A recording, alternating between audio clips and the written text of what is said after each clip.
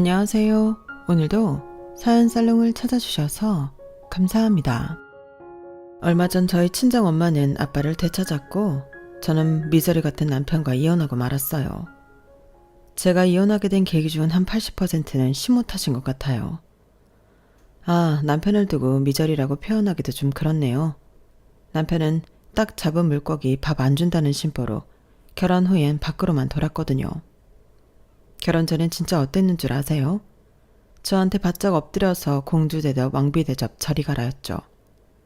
심지어 전남친이 있던 댁에서 남친과의 관계를 파탄내고 본인이 절 채갈 정도로 어마무시하게 적극적인 사람이었어요.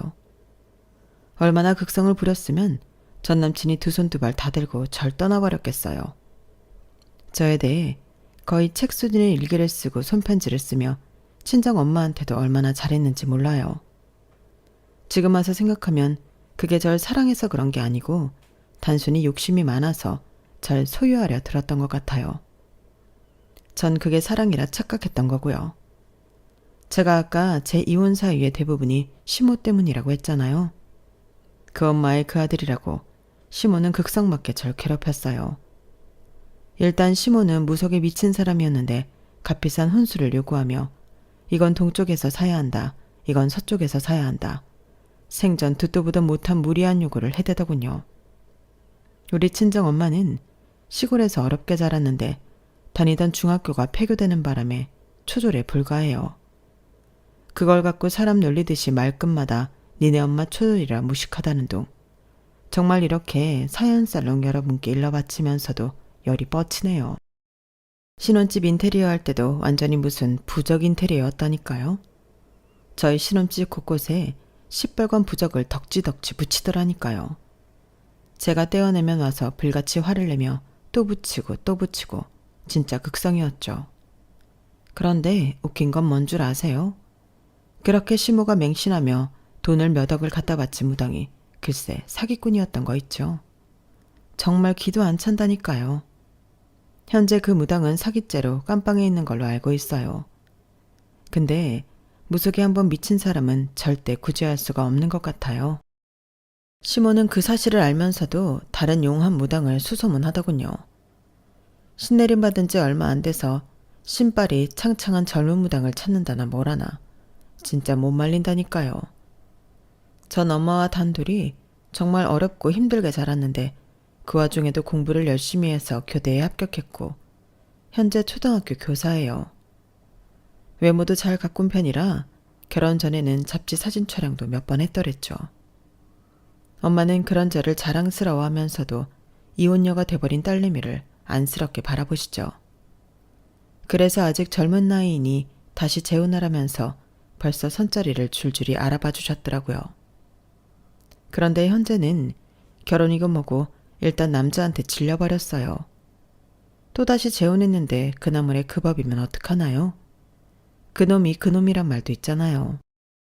처음에만 간쓸게 다 빼줄 것처럼 잘해주다가 알고 보니 전 남편과 비슷한 사람이면 눈앞이 깜깜할 것 같네요.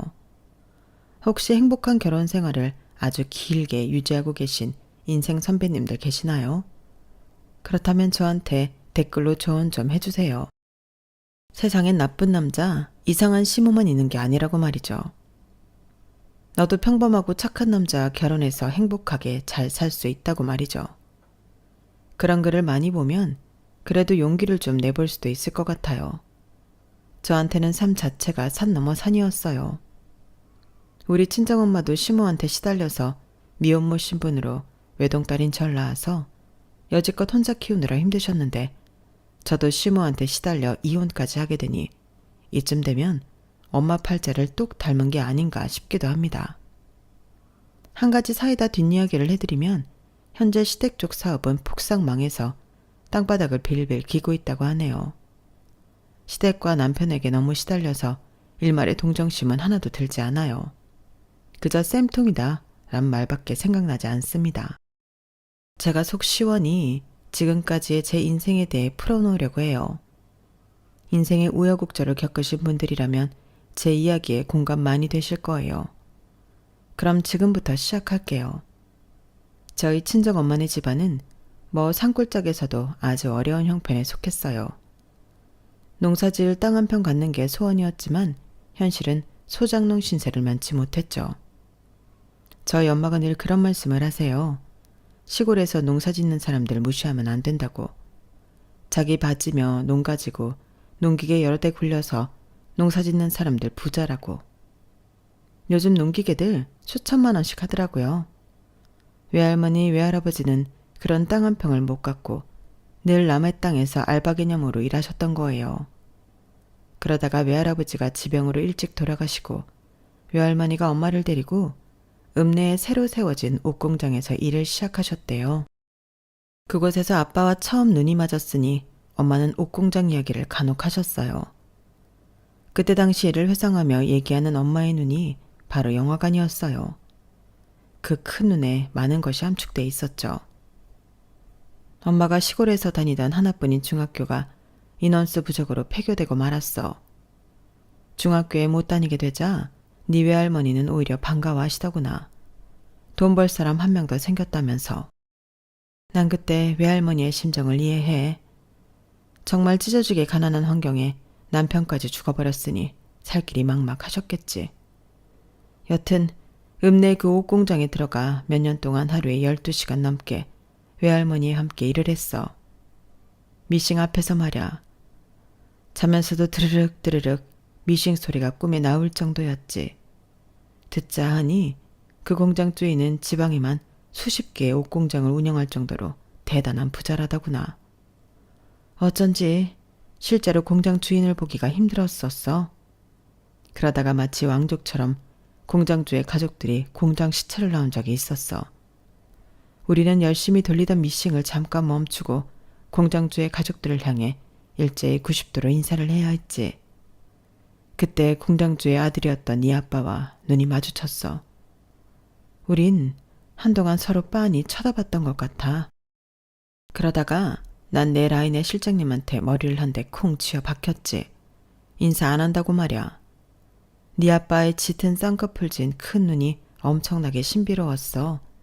마치 외국 사람처럼 느껴졌지. 그런데 지금 우리 민정이의 눈이 딱 아빠를 닮아서 너무 신기해. 역시 유전자임은 강력하다니깐. 그때 당시 내 나이 딱 19살이었고 아빠와 동갑이었으니 우리 둘 다 이성에 관심이 참 많을 때지. 네 아빠도 나와 생각이 같았는지 그 후로 우리 공장에 거의 출근하다시피 매일 왔어. 고3이어서 한창 대학 입시 준비로 바쁠 때였는데 자꾸 시골 읍내 공장에 찾아오니 본인 엄마 아빠한테 무진장 혼났다고 하더구나. 네 아빠 대화를 나누며 우린 남몰래 데이트도 하고 손도 잡고 뽀뽀도 했어. 어린 나이였지만 잠깐만 같이 있어도 너무너무 좋더라고. 그러다가 우리 둘 다 20살이 되고 네 아빠가 엄마한테 프로포즈를 했지. 와 엄마 완전 소설 아니 영화 같다. 근데 그 이후의 얘기는 왜 안 해줘? 어떻게 아빠랑 헤어지게 된 건데? 날 낳을 때는 오롯이 엄마 혼자였다면서. 그 후의 얘기는 다 우울한 이야기들 뿐이라 우리 민정이가 좀 크면 하려고 했어. 이제 어느 정도 컸으니 얘기해줘도 될 것 같아. 엄마 아빠는 너무 결혼하고 싶어서 너희 할머니한테 말씀드렸어. 당연히 극대노하셨지. 단순히 화만 내신 게 아니라 조폭을 동원해서 나한테 협박까지 하더구나. 제발 꺼져달라고. 네 아빠한테서 떨어져 달라고. 아주 집요하게 나와 외할머니까지 괴롭혔어. 모욕과 협박을 일삼았지. 너무 무서웠어. 무슨 짓을 할지 모르는 괴팍한 양반이었거든.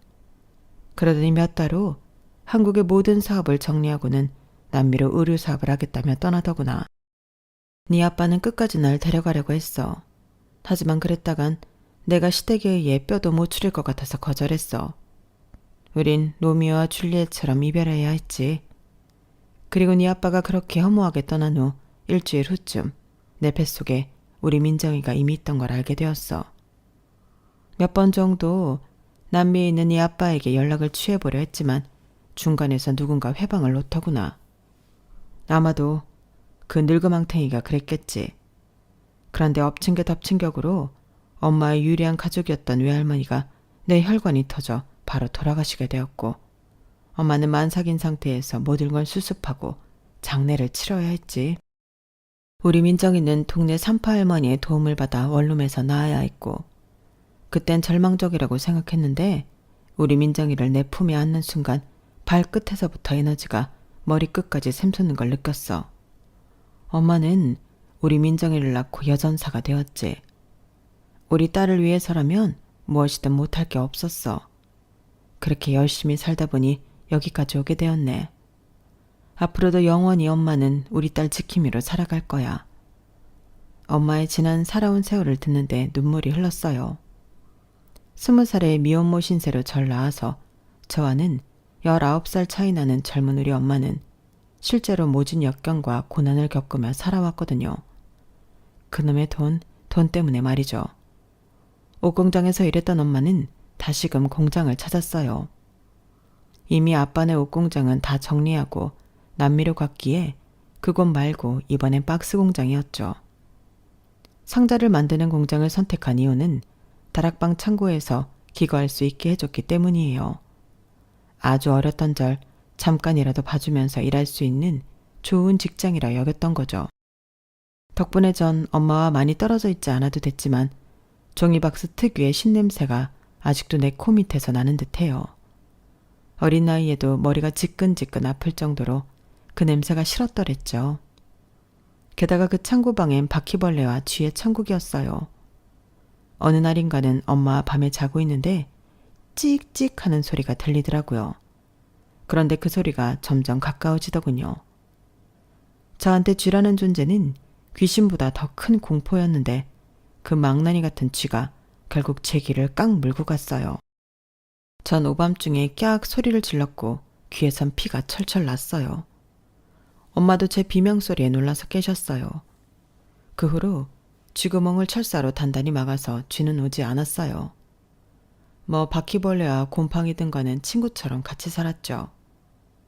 그렇게 나름 잘 적응하며 지냈던 박스 공장에서는 어이없게 너무 안 좋게 끝을 맺고 말았어요. 어느 날 밤 전 대낮인 줄 알고 잠을 깰 정도로 불빛이 환하더군요. 전 잠결에 엄마에게 말했어요. 엄마, 왜 이렇게 밝고 따뜻해? 지금 낮이야? 엄마는 제 목소리에 실눈을 뜨고 밖을 살폈어요. 그런데 갑자기 소리를 치쳤어요. 민정아, 얼른 일어나. 밖에 불이 난 것 같아. 정신 차리고 대피해야 해. 안 그럼 우리 죽어. 저와 엄마는 옷까지만 대충 챙겨서 다락의 사다리를 통해 밖으로 빠져나왔어요. 불길은 무섭게 번져서 어느새 공장을 집어삼켜버리고 말았죠. 엄마는 저를 안전한 곳에 대피시키자마자 공중전화에 달려가서 119에 신고를 했어요. 하지만 구급차가 도착했을 때는 이미 공장엔 대부분, 박스의 대부분이 싹 다 불타버렸죠. 다음 날 공장에서 일하는 사람들이 찾아와서 망연자실하고 있을 때 공장장이 우리 모녀를 불렀어요. 야, 미친 것들. 니네가 창고방에 살면서 난로 틀어놓고 라면 끓여 먹고 하면서 불낸 거지? 얼른 이실 짓고 해. 니네가 방화범이지? 다락방에 기어들어가서 애 새끼 데리고 살겠다고 할 때부터 알아봤어. 아유, 내가 저 집 사정을 봐주는 게 아니었는데 내가 미쳤지. 내가 돌았어. 저희 엄마는 거의 90도로 허리를 구부리고 억울함을 표했어요. 아니에요, 공장장님. 저랑 우리 딸도 불 속에서 죽을 뻔했어요. 저쪽 공장 구석에서 불이 나기 시작한 것 같아요. 저희 때문이 절대 아니에요. 너무 억울해요.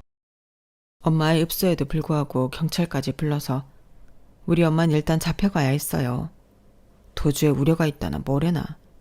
경찰이 조사해 본 결과 몇 대였던 CCTV를 통해 진범이 밝혀졌어요. 그 전에 알코올 중독자 근로자가 이를 너무 엉망으로 망쳐놔서 공장으로부터 해고당했는데 그 사람이 안갚음을 한 거였죠.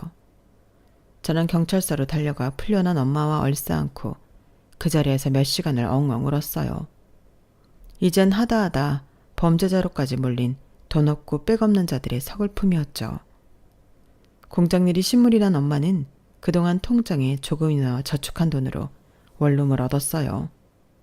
전 그곳에서 안정적으로 학교를 다닐 수 있었고 엄마는 한창 인기 많았던 화장품 방문 판매원으로 일했어요. 엄마의 미모가 빼어나니 장사는 아주 잘 됐죠. 나름 인기 있는 방판 요원이었어요. 그러던 어느 날, 참 우리 엄마는 사주팔자에 억울함이 묻어있는 것 같아요. 웬 부잣집에 방문 판매차 들렀는데 갑자기 경찰이 우리 집에 들이닥쳐서 엄마를 조사해야겠다며 데려갔고 원룸까지 싹 다 뒤지더군요. 알고 보니 방문했던 집에 기금속들이 없어졌는데 저희 엄마가 범인이라 이거죠. 엄마는 그때도 억울함을 호소했어요. 경찰관님들, 저 딸님이랑 단둘이 전직하게 살아왔습니다. 남의 돈 10원 한 장 거저받은 적 없고 훔친 적도 없습니다. 믿어주세요. 저도 덩달아 외쳤어요. 우리 엄마 도둑놈 아니에요. 우리 엄마를 범인으로 지목한 사람이 나쁜 사람이라고요. 엄마가 얼마나 착한데. 또 며칠 후 범인은 그 집 파출부로 밝혀졌고 엄마는 바로 풀려났어요. 이런 일을 2번이나 겪고 나니 우리 신세가 참 불쌍했어요. 전 이 일을 계기로 공부를 열심히 했고 엄마는 최대한 돈을 많이 벌기로 다짐했어요. 돈 없고 백 없는 사람이 대한민국에서 살기란 참 팍팍하게 느껴졌거든요. 우리가 억울한 일을 당하지 않기 위해선 돈이든 명예든 권력이든 힘이 필요하다고 생각했어요. 엄마는 은행에서 대출을 받아 오리고기집을 창업하셨어요. 엄마가 워낙 푸짐하게 내가고 친절하게 장사하니 입소문을 타고 장사는 금방 잘 되었어요. 비록 작은 식당이었지만 TV에도 나오고 SNS에도 올라오다 보니 유명 인사들도 가끔 찾아오곤 했어요. 전 공부를 열심히 하면서도 틈날 때면 오리고기 식당에서 엄마를 돕기도 했어요.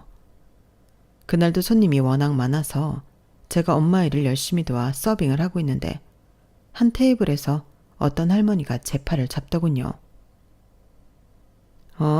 여기 잠깐만. 너 혹시 이름이 뭐니? 저요? 황민정이요. 왜요, 손님? 무슨 일 있으신가요?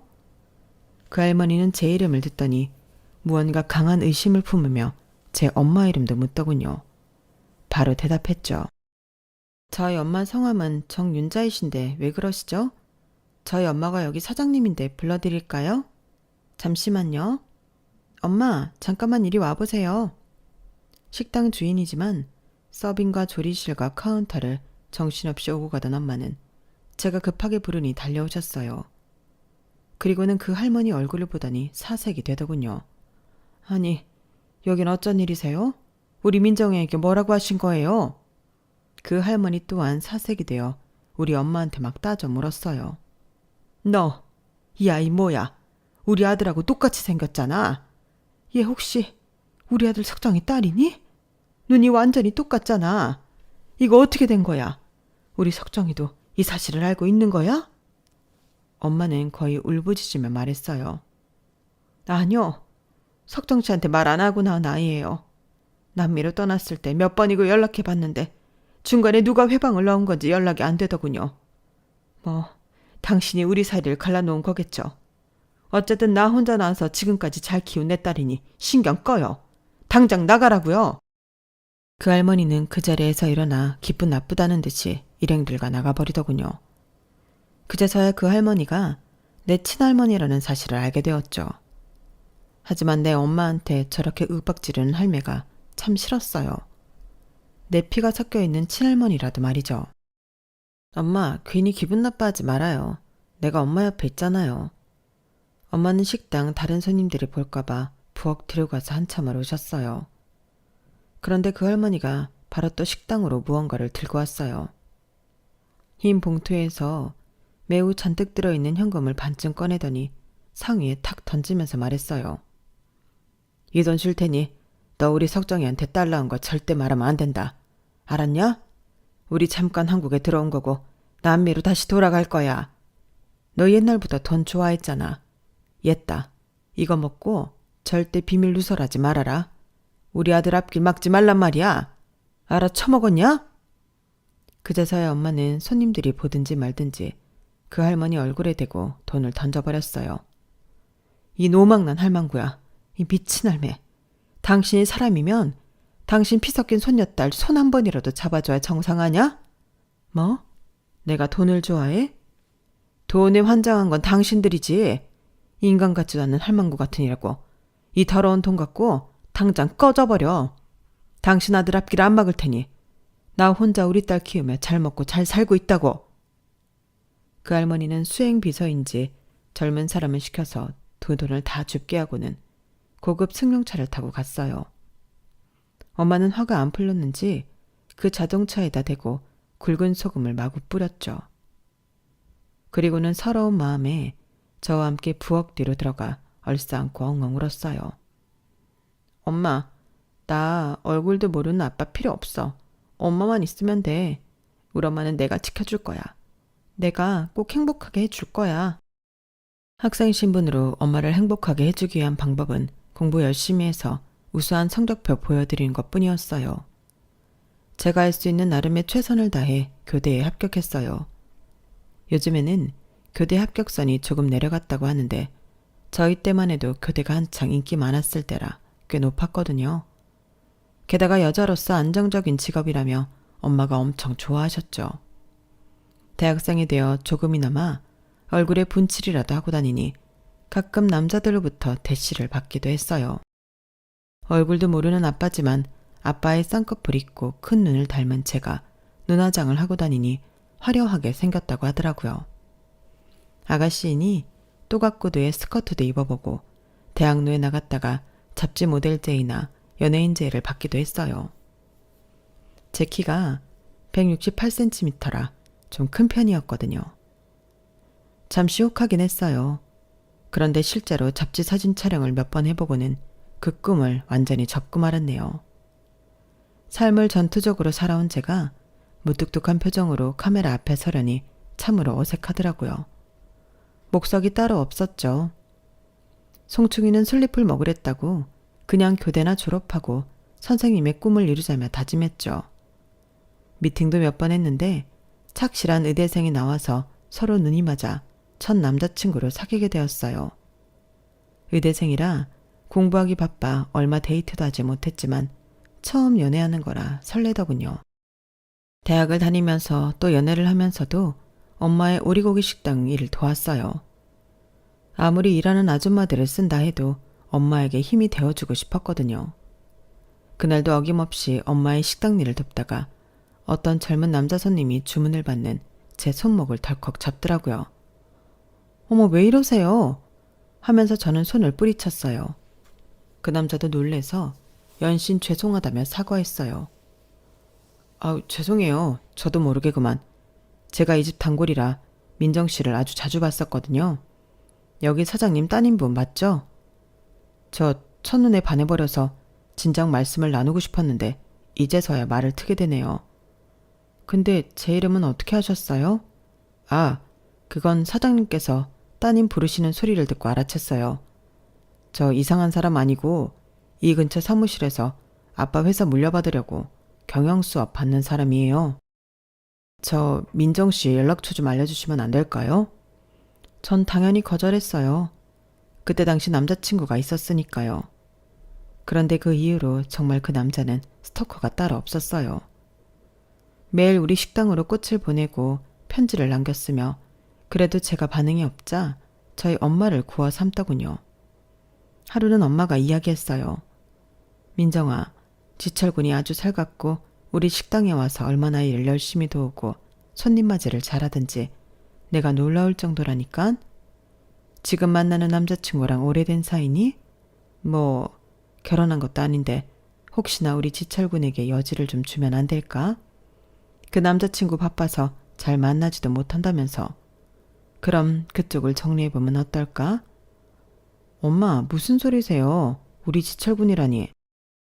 누가 보면 엄마 아들이라도 되는 줄 알겠네. 전 그냥 넘어갔지만 엄마의 회유는 계속됐어요. 게다가 김지철이라는 그 남자는 아예 내 남자친구와 1대1로 단판을 벌였더군요. 저 모르게 말이죠. 남자친구가 제게 역으로 이별을 구했어요. 민정아, 우리 그냥 헤어지자. 또 김지철인가 그 인간한테 완전 찍혔더라. 앞으로 그 인간 조심하는 게 좋을 거야. 그 새끼가 아주 내 삶을 어지럽히고 있다고. 반협박을 해서 말이야. 나도 어차피 의대 공부 따라가기도 벅차서 연애 정리할까 했는데 차라리 잘 됐어. 우리 그만 만나자. 전 너무 황당했어요. 그런데 지금 생각해보면 전 남자친구의 말이 맞았어요. 김지철, 이 인간은 멀리해야 할 종자였어요. 하지만 그땐 몰랐죠. 남친에게도 차였겠다 심란한 마음을 갖고 있었는데 그 틈을 비집고 그 남자가 들어왔어요. 웬 에세이집을 들고 왔더군요. 이게 뭐예요? 웬 책이에요? 그거 제가 출판사에 의뢰해서 출간한 책이에요. 이 세상에 단 하나뿐인 책이죠. 제가 민정씨를 처음 본 순간부터의 모든 기록이 거기 편지 형식으로 수록돼 있어요. 집에 가서 한번 천천히 읽어보세요. 그게 제 진심이니까요. 그 남자는 절 위해 책까지 제작해왔고 집에서 읽어봤는데 단 하루 만에 저도 껌뻑 넘어가고 말았어요. 그게 어떻게 가능하냐고 반문하는 분들께 그 책이라도 한번 보여드리고 싶네요. 얼마나 구구절절히도 절 아끼고 사랑하는지를 잘 보여주는 책이었죠. 전 그 남자의 마음을 받아주기로 결심했고 사귀기 시작하자 엄마도 너무 좋아하셨어요. 이미 사윗감으로 점 찍어 놓으셨더군요. 김지철 이 남자 사귀면서 공주 대접을 받긴 했어요. 세상 처음 받아보는 융숭한 대접이었죠. 좋은 차로 좋은 곳에 데려가고 많은 것들을 경험하게 해줬어요. 그동안 엄마와 단둘이 입에 풀칠하며 사느라 바빠서 쳐다보지 못했던 다른 황홀한 세상이 있더군요.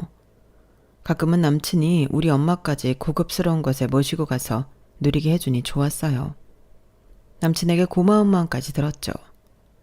그 와중에 저는 교대를 졸업하고 정식 초등학교 교사가 되었고 남친은 30대가 되었어요. 자연스레 결혼 이야기를 꺼내더군요. 그런데 넘어야 할 관문이 하나 있었어요. 바로 그의 부모님이었죠. 남친 말로는 자기 부모님 걱정 말라고 했으나 제가 걱정되었어요. 절 자기 부모님께 소개시켜주는 단계 없이 바로 상견례로 넘어가더군요. 뭔가 좀 이상했죠. 제 직감은 딱 맞았어요. 남친의 부모님, 특히 엄마가 아주 지랄맞은 사람이더군요. 상견례 자리에서 우리 친정엄마 면전에 대고 온갖 모욕을 퍼부었어요. 우리 엄마한테 아줌마라는 호칭을 쓰더군요. 아니 아줌마, 양심이 있으면 태계딸을 우리 집 며느리감으로 애초에 생각지도 말았어야지. 어딜 들이밀어요. 우리 남편 집안이 대대로 기업 운영하는 부잣집인 거 다 알고 있죠. 그거 알고 지금 무혈입성 하려는 거 아니야? 그렇게 돈이 좋아요? 아줌마 초졸이라며. 중학교도 제대로 못 나왔다며. 그럼 무식한 아줌마 밑에서 큰딸내미가 제대로 교육이나 받았겠어요? 교대 나오면 다야? 지가 선생님은 다냐고. 대체 월급 얼마나 받는데? 한 200이라도 되나? 참내 어이가 없어서. 어이없는 건 저희 쪽이었어요. 아무리 우리 집안과 우리 친정엄마를 무시해도 정도가 있지. 완전히 도를 넘은 미친 아줌마라고 생각들더군요. 어머님, 아줌마라뇨. 저희 엄마가 무슨 파출부 아줌마예요? 호칭이나 제대로 쓰고 말하세요. 예의를 못 배운 건 어머님 같은데요. 이 결혼, 지철씨가 하도 결혼 이야기를 많이 하고 밀어붙여서 하려는 거예요. 돈이 좋다뇨. 우리가 무슨 거지로 보여요? 저희 엄마 오리고기 식당도 잘 돼서 차곡차곡 돈도 잘 모으고 있어요. 아우 됐네요. 저희 결혼 안 합니다. 전 화가 나서 엄마와 함께 자리를 떠버렸어요. 남친이 극구 말렸지만 뿌리치고 나와버렸어요. 사업한다는 시부는 거만하게 앉아서 에헴 하고 헛기침만 하고 있더군요. 그쪽 가족들이 다 꼴보기 싫었어요. 남친을 비롯해서 말이죠. 남친과 헤어지는 건 당연한 거였어요. 그렇게까지 모욕을 들으면서 반드시 해야 할 결혼은 아니었죠. 남친에게 이별을 고했지만 남친이 절 진정으로 사랑했기에 그랬는지 아님 단순히 저에게 차인 게 자존심이 상했던 건지 그날부로 단식투쟁에 돌입했어요. 날마다 엄마 식당으로 찾아와서 무릎 꿇고 용서를 빌고 친정엄마에게 매달려 울고불고 했다더군요. 저희 학교까지 찾아오질 않나 일부러 사무실로 꽃다발과 선물 등등을 보내질 않나 온갖 수단과 방법을 가리지 않았어요. 제 마음을 돌려놓기 위해서 말이죠. 심지어 학교 교직원 전체를 위해서 선물을 돌리더군요. 미치고 환장할 노릇이었죠. 주변에선 왜 돈 많고 잘생긴 왕장님 같은 남친을 거부하냐며 난리였어요. 제 속도 모르고 얼른 결혼하라면서 재촉을 하더군요. 그렇게 모욕을 당했던 엄마마저도 절 회유하기 시작했어요. 그렇게 몇 달을 설득당하니 마음이 조금씩 풀리고 있었는데 결정적으로 남친의 엄마가 우리 식당으로 찾아와서 부탁을 했어요. 아우 사돈, 내 저번 일은 미안하게 됐어요. 그런데 우리 아들 좀 살려줘요. 단식 투쟁을 지금 얼마나 길게 하고 있던지 몸이 반쪽이 돼버렸어요. 이러다 내 아들 죽겠어. 민정아, 내 결혼 허락하마. 얼른 결혼식 준비해라. 그렇게 얼렁뚱땅 모든 게 다 넘어가서 정신을 차리고 보니 결혼식장 계약하고 있었어요. 그런데 한 가지 몰랐던 사실은 예비 시모는 무속에 미쳐있는 사람이었어요. 혼수를 준비하는데 뭐는 동쪽에서 사고 또 어떤 품목은 서쪽에서 사야 한다더군요. 평생 그런 말은 처음 들어봤죠. 또 조그만 신혼집을 구해서 집을 화이트톤으로 좀 꾸미려 하는데 갑자기 와서는 시뻘건 부적을 여기저기에 덕지덕지 붙이더군요. 무슨 압류딱지도 아니고 황당했어요. 아니 어머님, 이게 다 뭐예요? 다 너희 부부 잘 먹고 잘 살게 해주려고 그런다. 우리 무당 선생님께서 이렇게 해놓지 않으면 악기가 집안 곳곳에 척척 들러붙어서 니네 엄청나게 괴롭힌대. 전말 안 통하는 시모가 시댁으로 돌아가자마자 다 떼버렸어요. 그런데 정작 저희 부부를 괴롭혔던 건 바로 시모 본인이었어요. 무당 선생인지 돌팔이인지 말만 듣고 와서는 갑자기 우리 부부가 자는 안방 앞에 난방 텐트를 치더군요. 그때가 아주 추운 겨울이었거든요. 왜 저희 방문 앞 거실에 난방 텐트를 치고 이불을 준비하시는 거예요? 어머님 댁에 안 가세요? 야, 니네 부부 한 6개월은 아이 가지면 안 된다더라. 지금부터 밤에 부부관계 금지다. 아무리 신혼이고 뭐고 다 필요 없다. 지금 아기 가지면 영아 돌연사 한다더라. 진짜 어이가 없었어요. 아니 어머님, 그럼 지금 우리 부부가 밤에 뭐 하는지 감시하려고 이렇게 저희 방 앞에 텐트 치고 감시하려는 거예요? 정말 이게 다 무슨 짓이에요 어머님? 참는데도 한계가 있죠. 저희 지금 결혼한 지 얼마 되지도 않았는데 벌써 몇 번째 만행이신지 모르겠네요. 왜 이렇게 아들 부부를 못 살게 구시는 거예요? 당장 댁에 돌아가세요. 정말 이런 일들이 몇 번이나 일어났는지 모르겠어요. 아주 죽을 맛이었죠. 남편까지 나서서 시부를 말렸어요. 그런데 알고 보니 시부의 사업이 결혼 전부터도 심하게 흔들리고 있었고 급격하게 추락하고 있더군요. 시부는 사업 살려보겠다며 허둥지둥 댔고 남편은 그저 스트레스 받는다며 밖으로만 돌았어요. 룸사롱이며 유흥업소를 전전한다더군요. 남편이 하도 집에 안 들어오고 제게 냉랭하게 대하길래 남편의 비서 중 한 사람을 제 편으로 만들어서 뒤를 캤죠. 제가 왜 그렇게까지 했냐면 딸을 임신한 후였거든요. 심지어 첫 임신까지 한 와이프를 남편은 냉대했어요. 결혼 전에 제 마음을 얻으려 할 땐 하늘의 별이라도 따다 줄 기세였는데 잡은 물고기는 밥 안 준다고 완전히 딴판이었어요.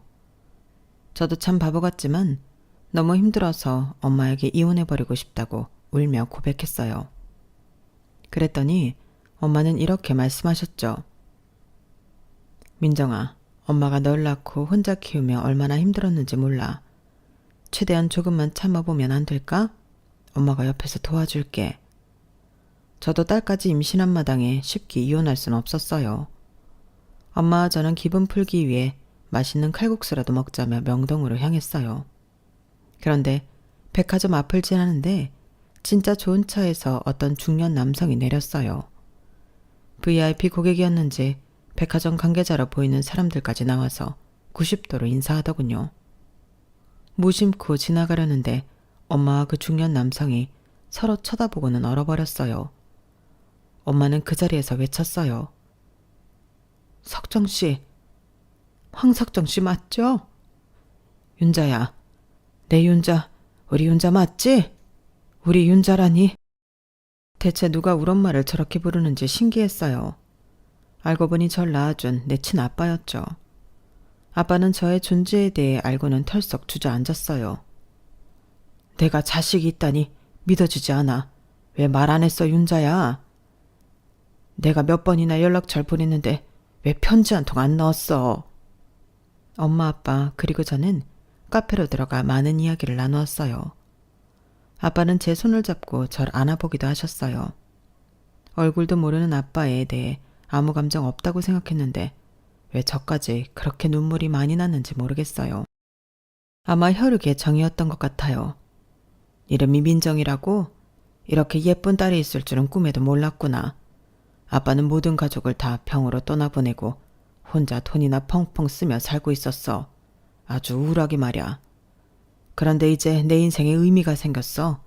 우리 윤자랑 민정이 하늘에 감사해야겠구나. 아빠는 남미로 건너가 가족의 등살에 못 이겨 가족 사업에 도움을 줄 수 있는 현직 거물의 딸과 결혼했으나 그 여자의 바람으로 바로 이혼해버리고 그 후로 혼자 살았다고 해요. 부모님께서는 치매와 암 등으로 돌아가시고 아빠도 더 이상 타국에서 의류 사업하는데 한계를 느껴 모든 걸 정리하고 한국으로 돌아오신 상태라고 하네요. 그동안 벌어온 돈을 모두 부동산에 투자하고 월세 받으면서 취미생활 정도 하시고 편하게 살고 계신 상태였어요. 백화점 VIP 고객이 될 정도로 쇼핑이나 하고 전 세계 여행이나 다니면서 말이죠. 워낙 돈이 많은 나름 상류층이니 아빠의 인맥은 상상 초월했어요. 아빠 말을 듣고 있으면 신기할 정도였죠. 엄마 아빠는 바로 살림을 합쳤어요. 아빠의 만류에도 불구하고 엄마는 오리고기 식당을 계속 운영하고 싶다고 했어요. 제 바람은 엄마도 식당 일 그만두고 편하게 사셨으면 했는데 끝까지 고집을 피우셨어요. 하여간 엄마 아빠는 이렇게 다시 재회하여 행복한 중년, 노년을 맞이하셨는데 그때쯤 제 상태는 말이 아니었어요.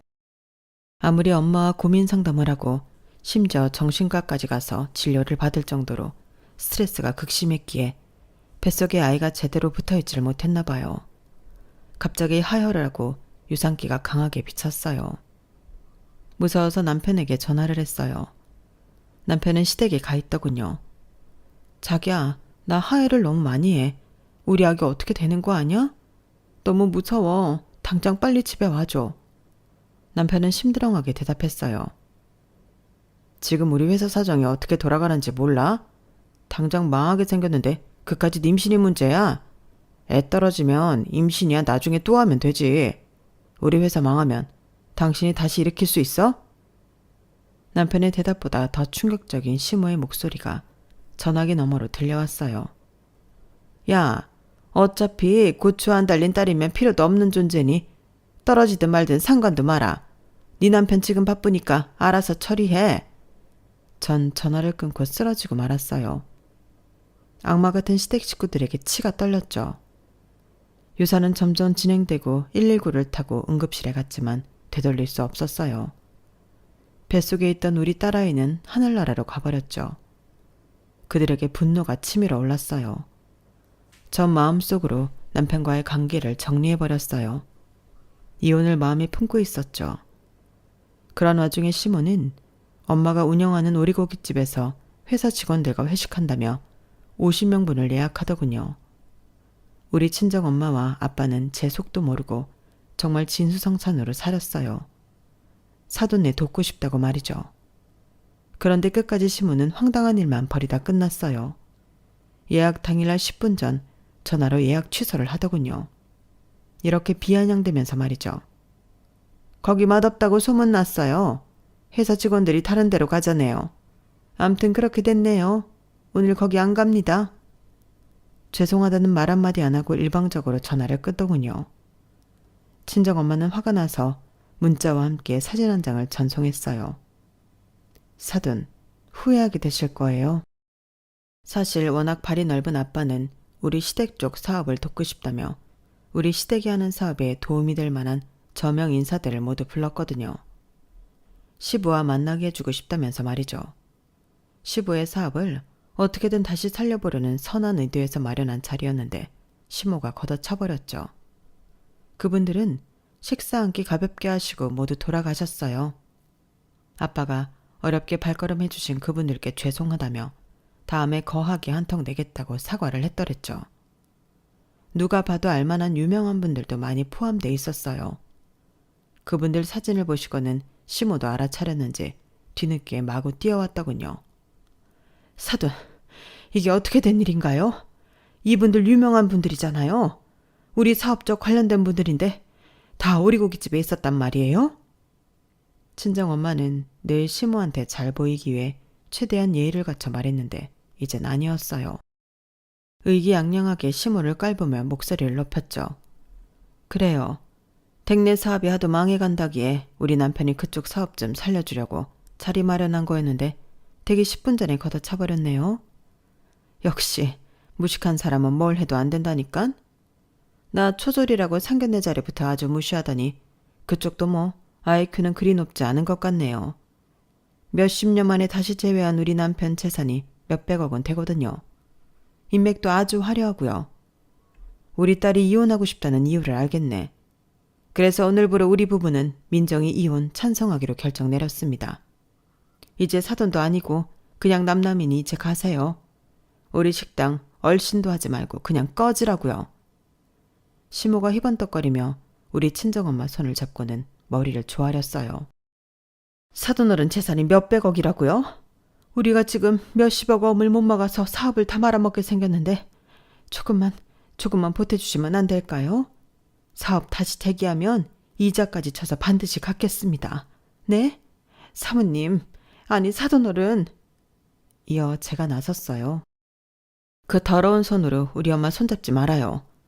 내가 처절하게 유산할 때 뭐라고 했어요? 고추 한 달린 여자는 다 필요 없다면서요. 그 논리라면 어머님도 뭐 필요 없는 존재겠네요. 당장 나가주세요. 남편과는 바로 이혼할 거니까. 이제 남남입니다.